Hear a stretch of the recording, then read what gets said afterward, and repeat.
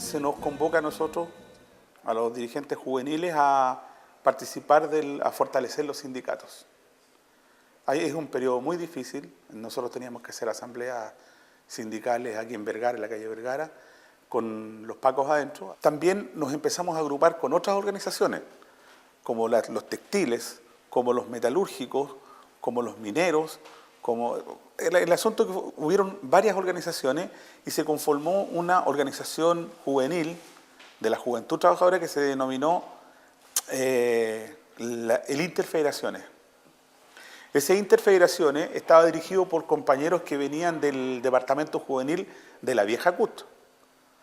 Y lo más desagradable que puedo decir es que todo ese conjunto de compañeros que fueron alrededor de 10 o 12 compañeros, 15 compañeros, están todos hoy día detenidos, desaparecidos. En medio de este clima represivo, cabe destacar el rol fundamental que desempeñaron las mujeres sindicalistas y pobladoras, a pesar de las medidas extremas que se aplicaron en su contra por parte del gobierno militar. La organización FENATEC es declarada ilegal, por lo tanto se robaron todo, cerraron la organización, quitaron los vehículos, las cuentas bancarias y tuvimos que rearmarnos trayendo cosas incluso de nuestras casas, o sea, una banca, las máquinas de escribir en aquel tiempo, las llevábamos y las traíamos todos los días, hojas para poder hacer documentos. Y cuando se produce que están todos los dirigentes detenidos, se me dice que tengo que asumir en la organización y asumo en todos los puestos, no había nada. Por lo tanto, era secretaria, tesorera, presidenta, vocera del departamento juvenil, del departamento de las mujeres, con los jóvenes, hacía de todo.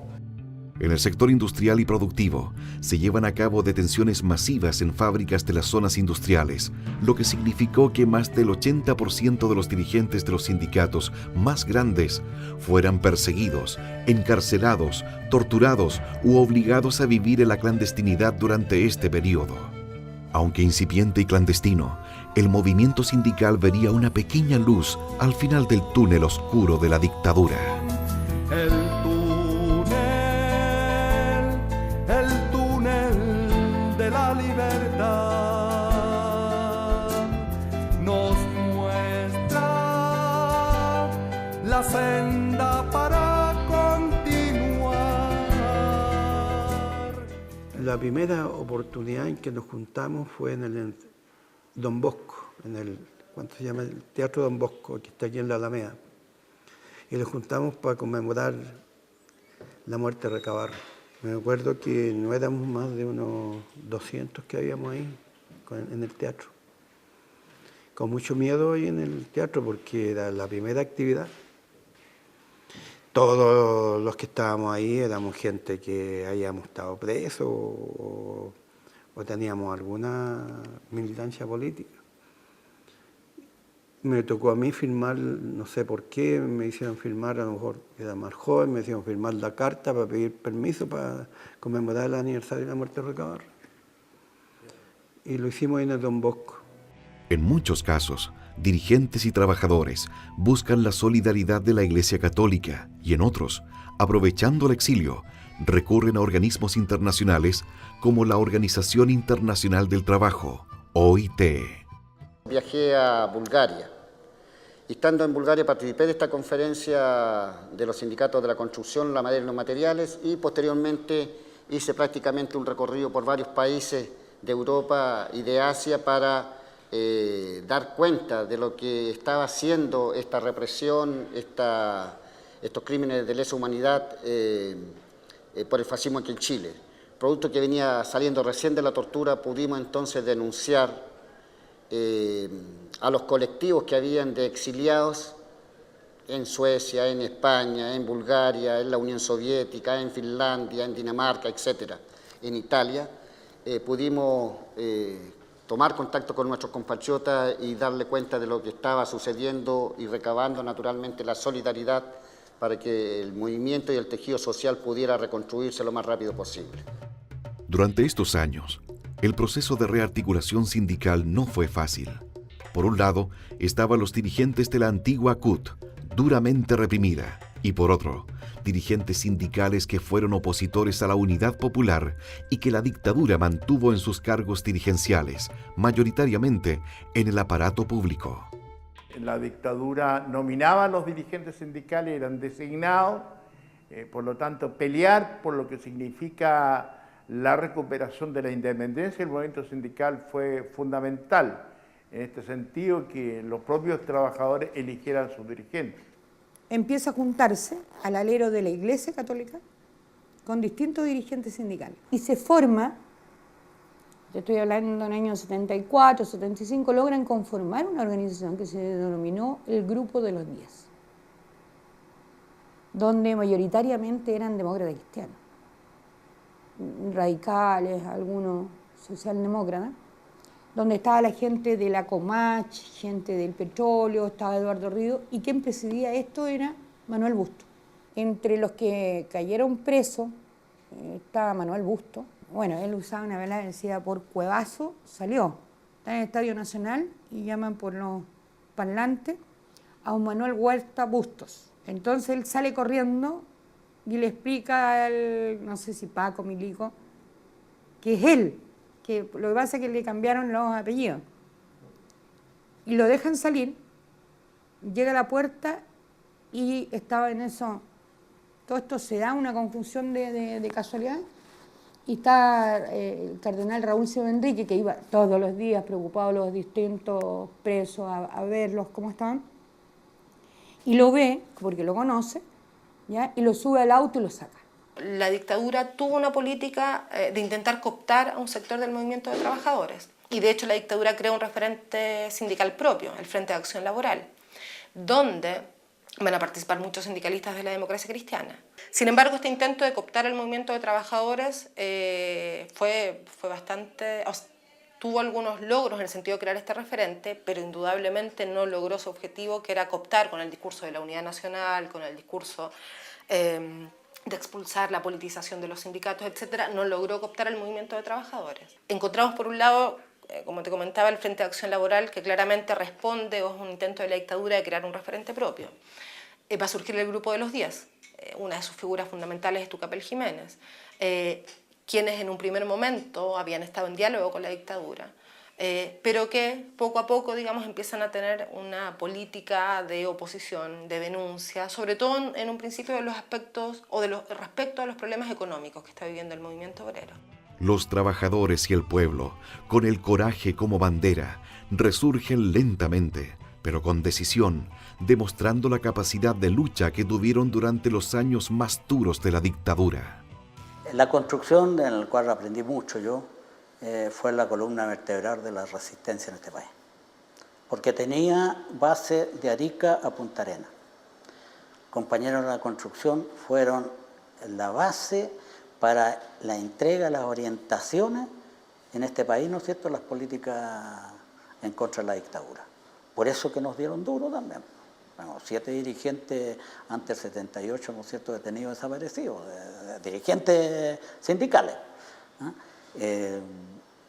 Tuvimos, incluso éramos la chapa, por decir algo, para crear encuentros políticos. 75, un caupolicanazo, ¿no es cierto? Se lo pidió la construcción, pero el caupolicán se repletó no solo con trabajadores de la construcción, era un encuentro político de la izquierda a este país, ¿no es cierto?, para entregar sus primeros discursos antidictadura, abiertamente. Ahí se regaba el pellejo. En el caso del sector público, a nosotros Ferrocarriles fue tomado por las 3 ramas de las Fuerzas Armadas. Fue así como se empezó a generar un consenso en términos de poder gestar un boicot internacional del transporte contra Chile. Que esto se llevó a efecto en el Congreso Mundial de la Federación Internacional del Transporte, que se realizó en Estocolmo el año 1975, a lo cual nos tocó a nosotros asistir.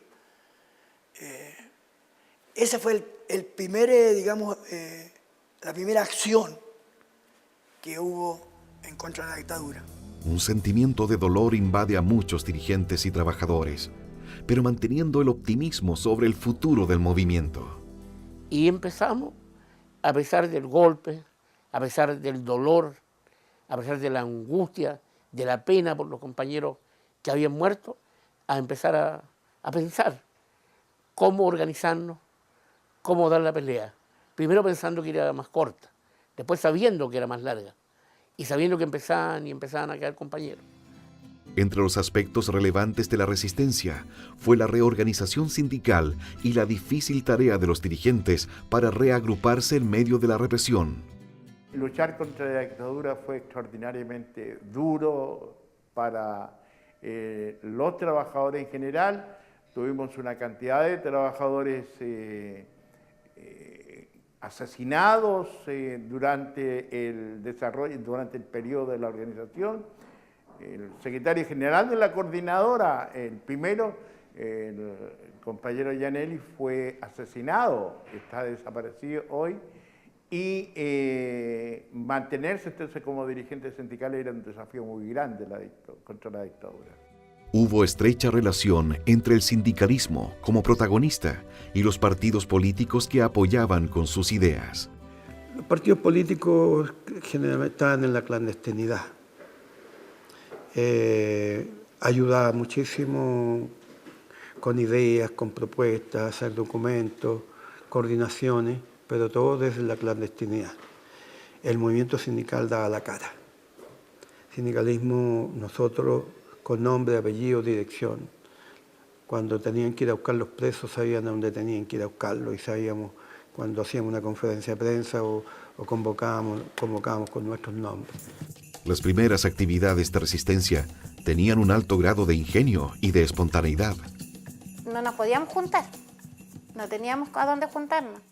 Entonces nos comunicábamos unos con otros y salíamos, hacíamos meeting, protesta relámpago. Por ejemplo, en San Pablo con Neptuno o en el centro, todo era relámpago. Así había, o sea, no, de diferentes partes.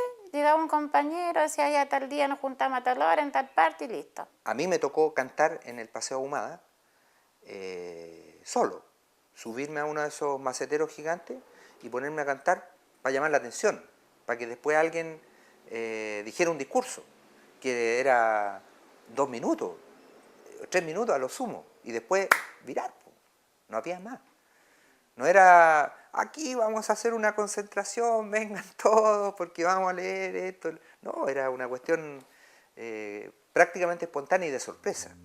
Pero quedaba mucho camino que recorrer, porque la dictadura seguía aplicando las más brutales formas de represión. En el caso de Goodyear, que estaba expropiada, que era una empresa transnacional, también la devolución produjo gran resistencia y es una de las primeras huelgas el año 78 que se realiza bajo la dictadura.